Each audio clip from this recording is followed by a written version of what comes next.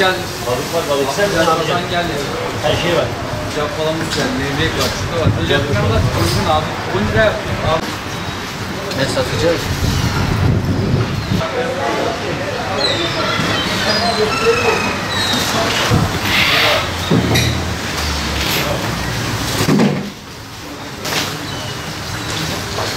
Hadi balık ye, balık ye, balık ye.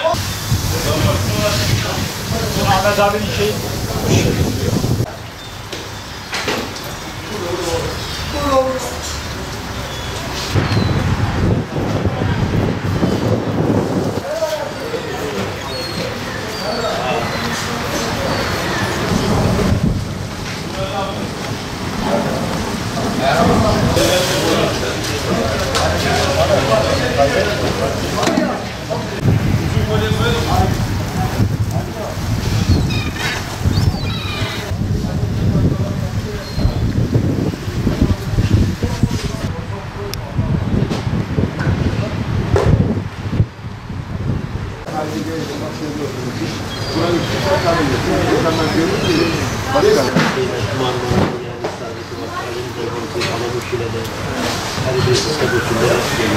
Biraz da havalar soğuması lazım. Soğuması lazım. Yani balımız bittikten sonra da şey gelmeye başlar. Yine kokuyor. Bereketli olsun, hayırlı olsun inşallah. Sezon açık iyi olacak inşallah. Bu sene bol inşallah. Bol bereketli bir sene. İnşallah bereketli balık devam eder. Genelde Karadeniz'in, Marmara'nın, nerelerde balıklarını satıyoruz? Şu an genelde kalan Karadeniz'den geliyor. 10 litre aşağı geliyor. Yani Marmara biz aşağı gidiyor. Oradan aşağıya doğru Marmara'ya gelecek biraz da sıra soğuyunca bu tarafa gelir. Yağlanan balık galip ediyor. Selamünaleyküm. Kolay gelsin, bereketli olsun. Uzaktan İstanbul başkanı. İlk duruma göre tanınma açısından biraz daha iyi mi?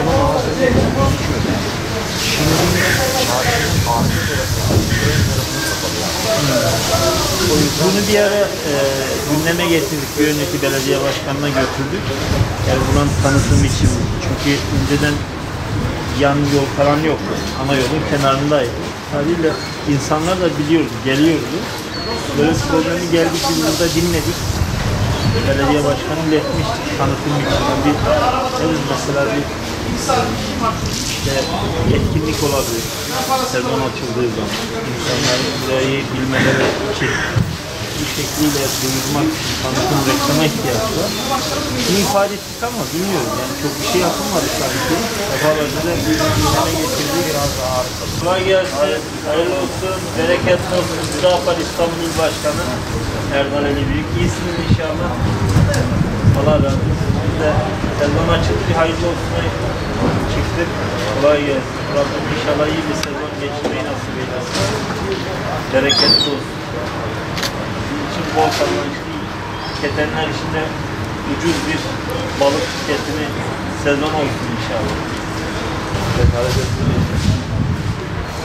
İnşallah açılır yani. Nihayetinde Eylül Arsilya'na oldu. Biraz reklam saat, Bir ara biz bunu gündeme getirdik. Öndeki belediye başkanı geldik burada da esnaf arkadaşlar dinledik.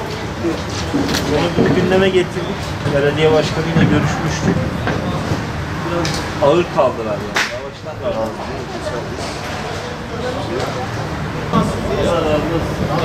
Nasıl gidiyor?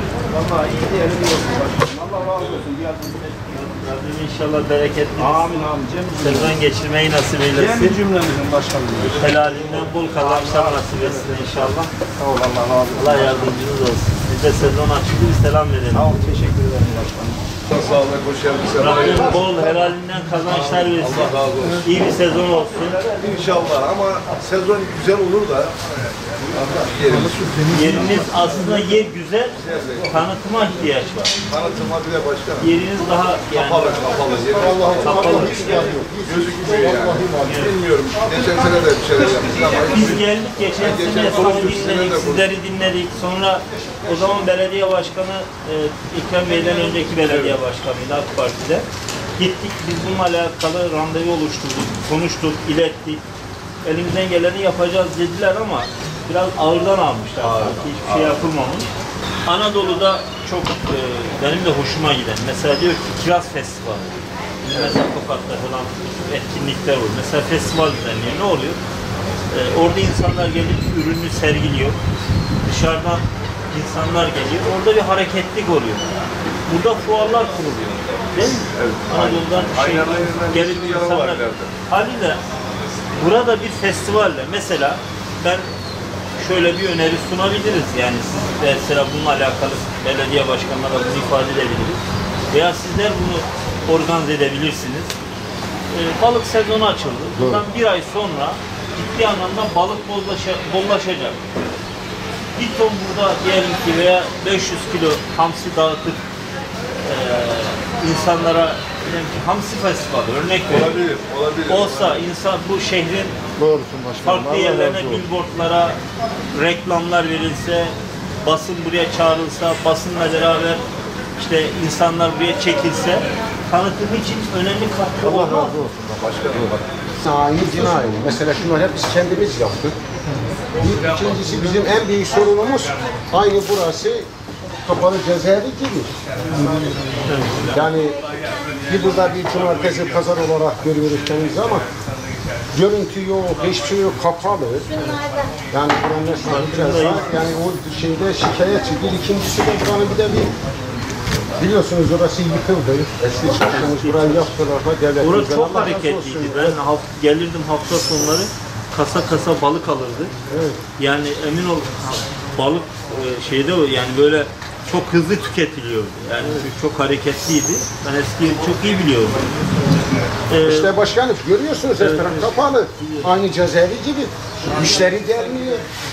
Şimdi şurası mesela bugün cumartesi burası bayağı kalabalık olması lazım. İstanbul semtlerinde en işlek olan yer şu anda çok mağduruz yani.